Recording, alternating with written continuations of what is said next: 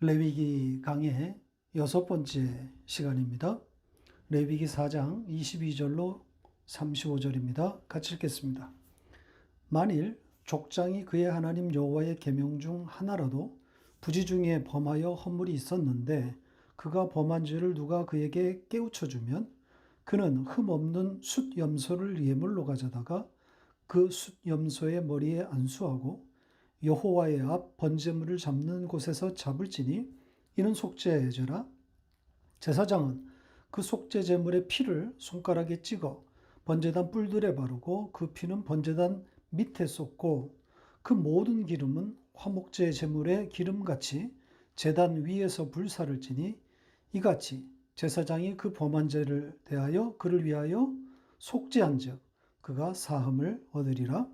만일 평민의 한 사람이 여호와의 계명 중 하나라도 부지 중에 범하여 허물이 있었는데 그가 범한 죄를 누가 그에게 깨우쳐 주면 그는 흠없는 암염소를 끌고 와서 그 범한 죄로 말미암아 그것을 예물로 삼아 그 속죄 제물의 머리에 안수하고 그 제물을 번제물을 잡는 곳에서 잡을 것이요 제사장은 손가락으로 그 피를 찍어 번제단 뿔들에 바르고 그 피 전부를 제단 밑에 쏟고 그 모든 기름을 화목제물의 기름을 떼어낸 것 같이 떼어내 제단 위에서 불살라 여호와께 향기롭게 할지니 제사장이 그를 위하여 속죄한즉 그가 사함을 받으리라. 그가 만일 어린 양을 속죄제물로 가져오려거든 흠없는 암컷을 끌어다가 그 속죄제 제물의 머리에 안수하고 번제물을 잡는 곳에서 속죄제물로 잡을 것이요 제사장은 그 속죄제물의 피를 손가락으로 찍어 번제단 뿔들에 바르고 그 피는 전부 제단 밑에 쏟고 그 모든 기름을 화목제 어린 양의 기름을 떼어낸 것 같이 떼내어 제단 위 여호와의 화제물 위에서 불사를 지니 이같이 제사장이 그가 범한 죄에 대하여 그를 위하여 속죄한즉 그가 사함을 받으리라. 아멘. 지금 우리는 죄를 속하는 제사들을 보고 있는 중입니다. 학자들이 편의상 속죄제라, 속건제라 그렇게 명칭을 붙여서 구분해 놓았지만 성경의 용어는 아니라 그랬죠. 자, 이 용어에 대한 이야기는 오늘 본문에도 또 나오기 때문에 그때 좀 더 자세히 설명하겠습니다. 지난주에 제사장이 범죄한 경우에 행하는 제사와 온 이스라엘의 회중의 죄를 사하는 제사, 이 두 제사에 대해서 살펴보았습니다. 이 두 제사는 또 그 앞에 나왔던 여러 화제들의 제사 양상과는 사뭇 다른 이야기였죠. 화목제하고도 다른 이야기고요. 특히 제물의 피를 회막 안 성소로 가져 들어갔다고 했습니다. 레위기 1장과 2장의 화제들이나 또 3장의 화목제는 전부 성소 바깥들에 있는 번제단의 뿔들에 피를 바르고 또 그 밑에 붓는 것이었는데 이 4장의 이 두 제사, 그러니까 제사장과 이스라엘 온 회중의 죄를 사하는 제사 때는 그 피를 성소 안으로 가지고 들어가서 성소 앞에 그 피를 7번 뿌리고 또 향단 뿔들에 발랐다 그랬죠. 그러니까 제사장이 성소로 들어가서 희생제물의 피를 그 휘장 앞에서 뿌리는 것은 우리로 하여금 여러 가지를, 아니 그 한 가지를 생각나게 하는 거죠. 어떤 말씀이 생각납니까? 그 휘장이 가르치고 있는 게 무엇이죠? 그렇죠. 휘장 앞에 그 희생 제물의 피를 뿌리는 것은 예수 그리스도의 육체적인 죽음, 예수의 그 육체를 고스란히 담고 있는 거라 그랬습니다. 자, 히브리서 10장 19절로 20절입니다. 같이 읽겠습니다. 그러므로 형제들아 우리가 예수의 피를 힘입어 성소로 들어갈 담력을 얻었나니 그 길은 우리를 위하여 휘장 가운데로 열어놓으신 새로운 살 길이요 휘장은 곧 그의 육체니라. 휘장은 예수의 육체라 그러죠. 그래서 휘장 앞에 그 피를 뿌리는 행위는 예수의 육체가 어떻게 될 것인지를 담고 있는 동시에 또 그것으로 인해서 휘장 너머에 있는 그 지성소로 들어가는 길을 열게 될 것이다. 이걸 담고 있는 거죠.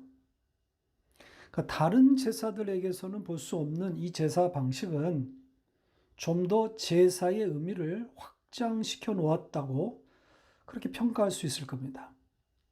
모든 제사가 이 희생제물을 통한 속죄의 의미를 담고 있지만 특히 이 두 제사는 그러니까 제사장과 회중의 이 죄를 대속하는 이 제사는 보다 깊은 복음의 의미를 담아내고 있다고 할 수 있습니다.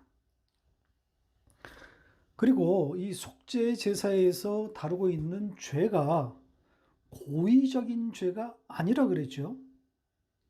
오늘 우리가 살펴볼 제사법에도 부지 중에 죄를 짓고 후에 그 죄를 깨닫게 된 그런 죄의 문제를 다루고 있습니다. 뭐 죄의 경중이 있을 수는 없지만 느낌상 이 부지 중에 지은 것이 이 고의적인 죄보다 더 무겁게 다뤄질 수는 없는 거 아닙니까? 그런데 그 반대란 말이죠. 죄가 되는지 혹은 아닌지도 모를 그런 것들을 지금 비중 있게 다루고 있단 말입니다.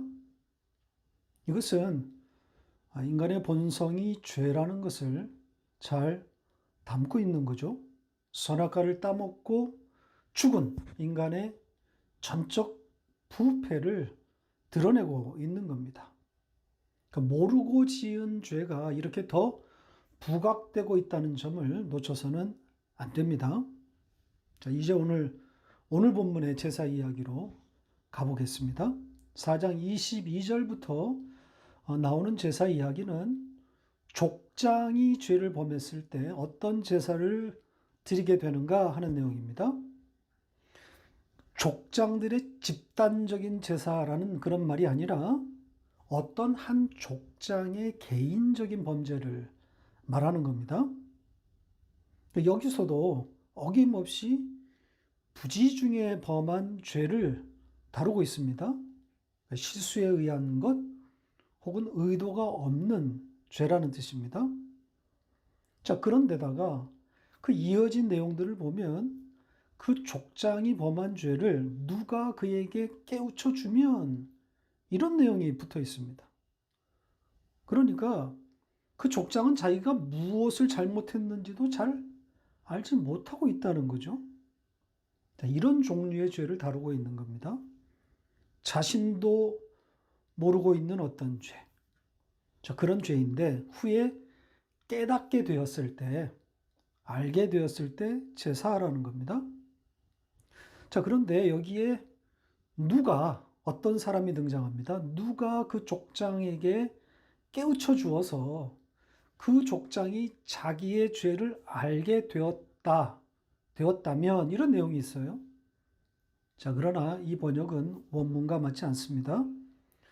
어떤 사람이 알려줌으로 그때까지 몰랐던 그 족장이 자기의 죄를 알게 되었다는 것인데 그런 내용이 아닙니다. 여기에 왜 어떤 사람이 등장하는지 그 이유를 모르겠습니다. 족장을 깨우쳐 주는 사람? 아닙니다. 원문은 그가 그냥 지은 그것을 알게 되었을 때 이게 전부입니다. 그러니까 누가 알려주었다거나 누가 깨우쳐 주었다는 그런 내용이 없습니다. 원문이 언급하지 않은 것을 번역자가 상상력을 동원해서 이렇게 첨가시키면 안 되는 겁니다. 그러니까 스스로 알게 될 수도 있는 것이고 혹은 누가 알려주어서 깨닫게 되었을 수도 있습니다. 그러나 원문은 자기 스스로가 알게 되었다라는 것만 기록하고 있습니다. 어떤 과정을 거쳐서 깨닫게 되었는지는 기록하지도 않았고 따라서 그것은 성경의 관심도 아니라는 거죠.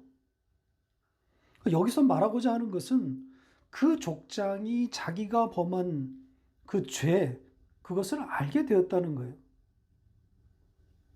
그러니까 그 지점에 그가 드디어 도착했다는 거예요. 죄에 대한 인식이 있게 되었다는 거죠. 바로 그때, 그 인식이 생긴 그때에 그 족장은 제사하라는 겁니다. 여기에 쓰인 동사가 그 유명한 야다입니다. 이 야다는 단순한 그러니까 지식으로서의 알미 아니라 깊이 아는 것, 보다 깊은 의미를 담고 있단 말입니다. 자, 이 동사가 어떻게 쓰였는지 한 문장만 보고 가겠습니다. 창세기 4장 1절입니다. 같이 읽겠습니다. 아담이 그의 아내 하와와 동침하매 하와가 임신하여 가인을 낳고 이르되 내가 여호와로 말미암아 등남하였다 하니라. 자, 이 문장에 어떤 단어가 야다일 것 같습니까? 잘 안 보이죠? 바로 이 단어가 야다를 번역한 겁니다. 보시죠. 여기 동침했다 이렇게 의역했는데 바로 이 단어가 야다입니다. 깊이 알았다는 거죠. 따라서 오늘 본문이 말하고 있는 것은 족장이 부지중에 지은 죄지만 시간이 지난 후에 그 자신이 행한 그 잘못을 깊이 혹은 느꼈다. 깊이 알게 되었다. 인식하게 되었다. 이런 뜻입니다. 그러니까 마음으로 받아들인 상태라고 할 수 있는 거죠. 누가 지적하고 누가 뭐라고 해서 알게 된 그런 수준이 아니라 자신의 마음으로부터 인식이 되고 인정이 된 깊은 알미라는 겁니다. 그러니까 죄에 대한 깊은 탄식 이렇게 표현할 수 있을 겁니다. 죄에 대한 자각인 거죠. 그때 제사하라는 겁니다. 희생제물을 그때 바치라는 거예요.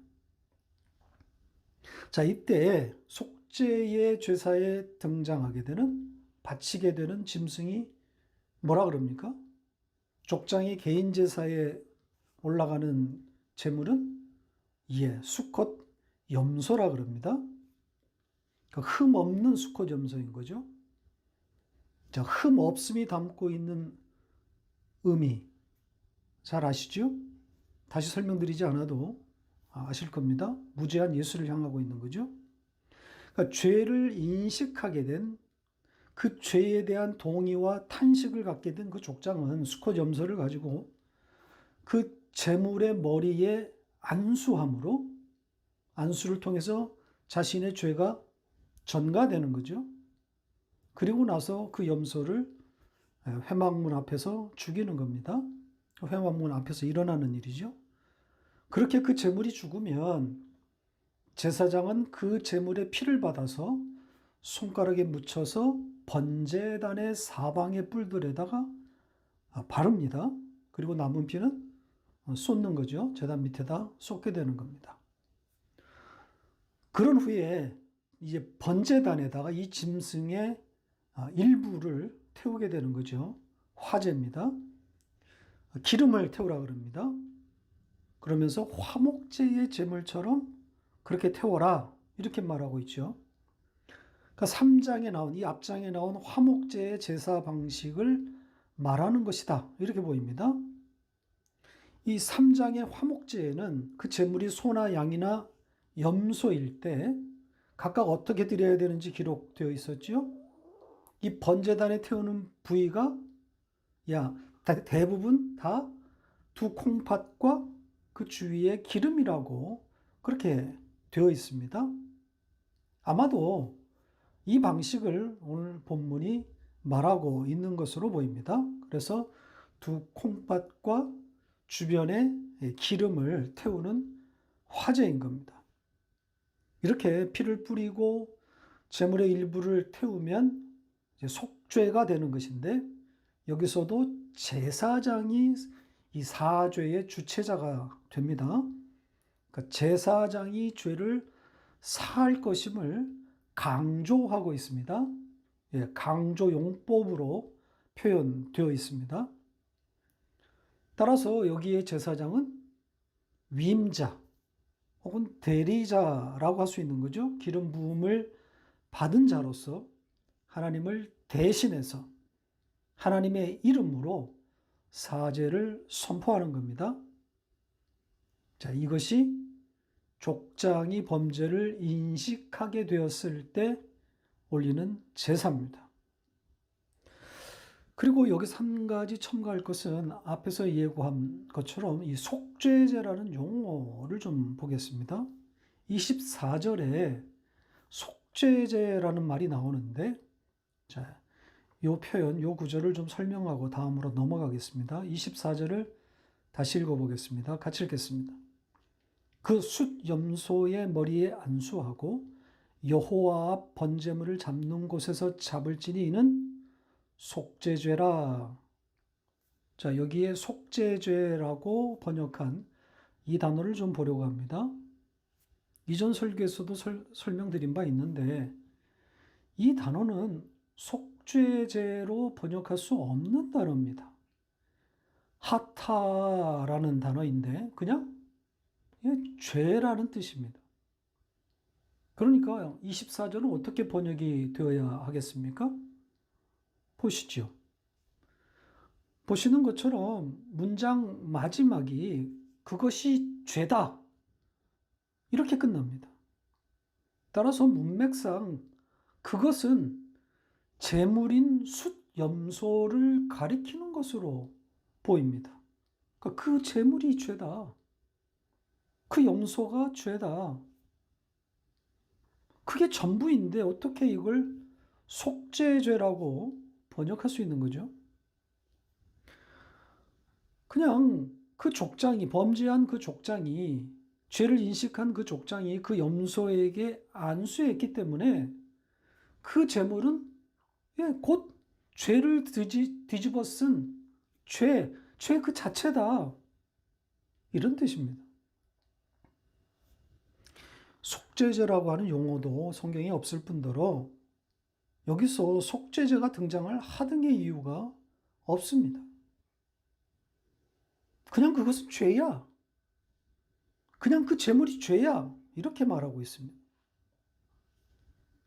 그러니까 속죄제라고 하는 용어를 사용하는 것도 좋지 않은데 거기에다 속죄제라고 번역한 것은 너무 뜨악한 거죠. 속죄제라고 하는 단어가 들어올 자리가 아니란 말입니다. 자, 그 정도 하고 다음 제사로 넘어가겠습니다. 다음은 평민의 제사입니다. 여기서도 평민들의 집단적인 제사가 아니라 개인적인 한 평민의 제사를 말하는 겁니다. 앞에 족장의 제사에서는 언급되지 않았는데 여기에 또 같은 표현이 계속 나오고 있기 때문에 언급하고 가겠습니다. 22절과 27절에 여호와의 계명 중 하나라도 이렇게 번역한 부분입니다. 이것도 수정되어야 할 번역입니다. 제가 4장 처음 그 1, 2절을 설명할 때 한번 언급했었죠. 하라, 하지 말라가 생략되었다 그랬습니다. 원문에는 있는데 반영되지 않은 그런 내용이라고 그랬죠. 따라서 여호와의 계명이 아니라 해야 할, 그리고 해서는 안 될 여호와의 계명 이렇게 되어 있습니다. 그러니까 원문을 충실하게 있는 그대로 반영하는 그런 자세가 필요합니다. 자, 여기에 이 평민으로 번역된 단어는 네페시인데요.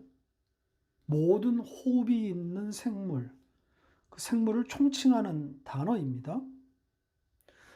아마도 문맥에 따라서 이 족장과 대조되는 개념, 그러니까 평민이라고 하는 이 단어를 택한 것 같은데 그 의미 외에도 인간의 원상태, 즉 인간의 본성을 향하고 있는 단어다. 자, 이런 것을 염두에 두면 좋을 것 같습니다. 그러니까 인간 그 자체, 태생부터 죄인인 바로 그 연약함을 담고 있는 단어입니다. 그 네페시가 부지 중에 범한 죄를 말하고 있는 겁니다. 이건 어찌 보면 아주 자연스러운 내용인 거죠. 인간의 당연한 자리란 말입니다. 그리고 여기서도 누가 그를 깨우쳐 주었다 이렇게 되어 있는데 원문에는 없는 내용입니다. 그냥 그가 자신이 범한 그 죄를 인식하게 되었다 이렇게 되어 있습니다. 깊이 알았다는 거예요. 마음으로부터의 동의와 탄식이 있었다는 거죠. 그때 제사하라는 겁니다. 그 인식에 이르게 되었을 때 그 네페시는 제사하게 되는 겁니다.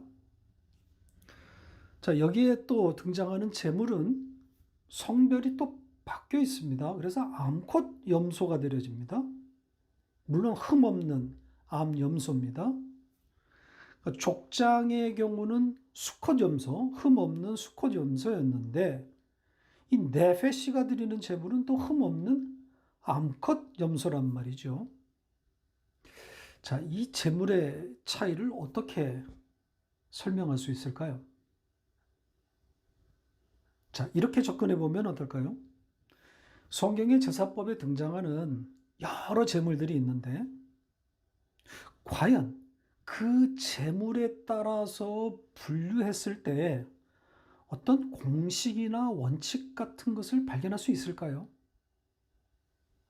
짐승의 종류, 혹은 짐승의 성별, 또 짐승의 어떤 물량, 그러니까 개수, 혹은 양, 이런 것들을 가지고 어떤 규칙을 찾아낼 수 있을까요? 그것에 따라서 나아가서 그 차이를 설명하고 또 그 의미의 차이까지 찾아낼 수 있을까요?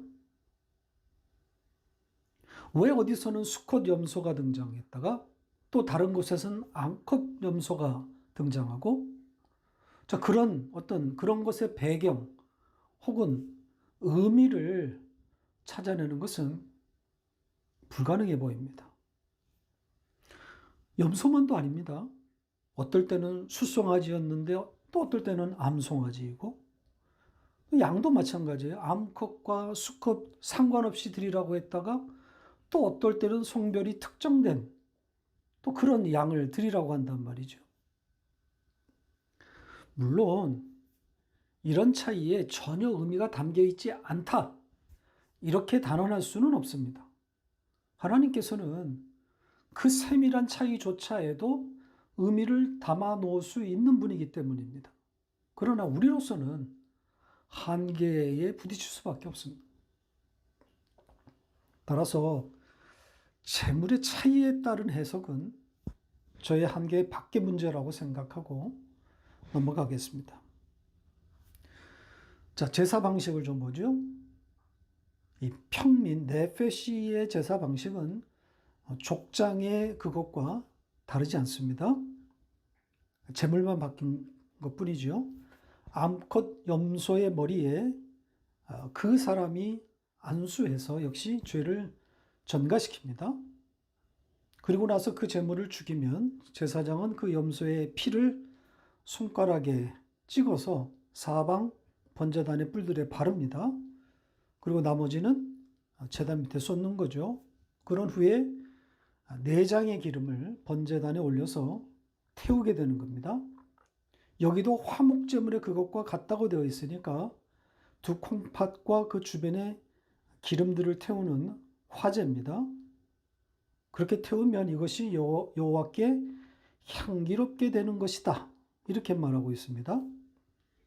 여호와께 향기롭게 되었다, 이렇게 새로운 표현이 등장한 것처럼 보이지만 사실은 일관성 없는 번역입니다. 앞에 나왔던 여호와께 향기로운 냄새니라, 바로 그 번역과 정확히 같은 단어들입니다. 그러니까 어떤 번역의 일관성이 좀 결여된 거죠.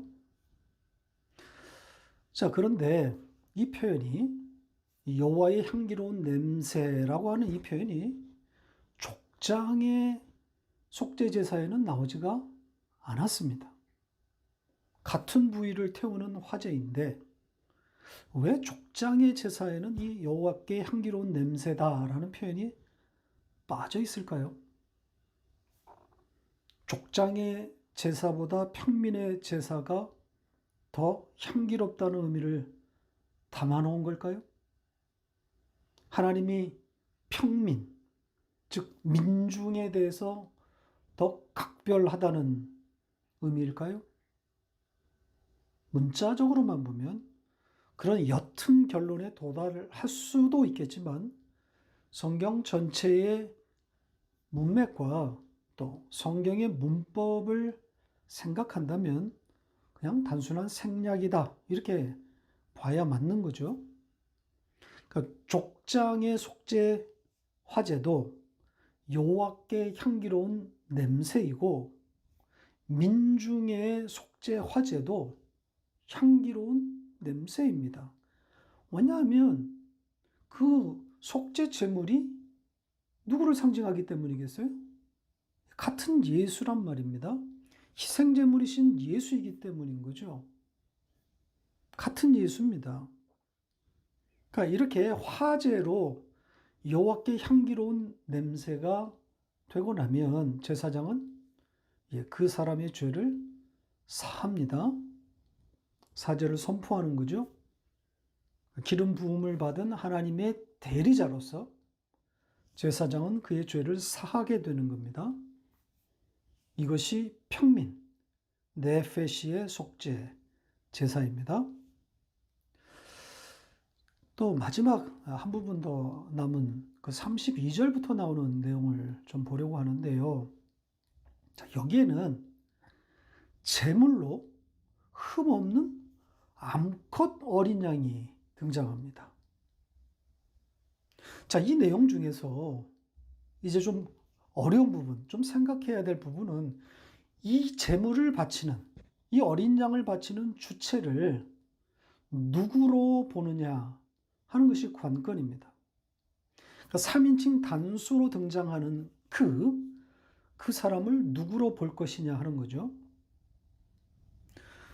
제가 보기에는 문맥상 여기에 그는 바로 앞에 나오는 평민, 네페시로 보는 것이 타당할 것 같습니다.